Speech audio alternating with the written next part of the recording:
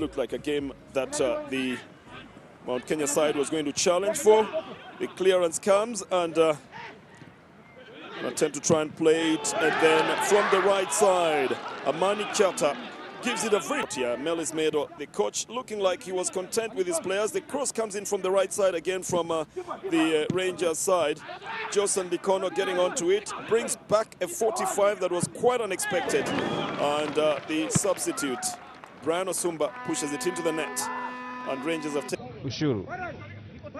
Na ile ngoma, mahali pazuri sana, mahali patamu. Chezwa, piga bao. Bao tamu sana, Nile Maruso yule. Hapo kusema kweli, goalkeeper hangeona lolote, takuwa na kudhibitishia kama Maroso ama Murunga. Bila shaka ndivyo, ni kijana Murunga.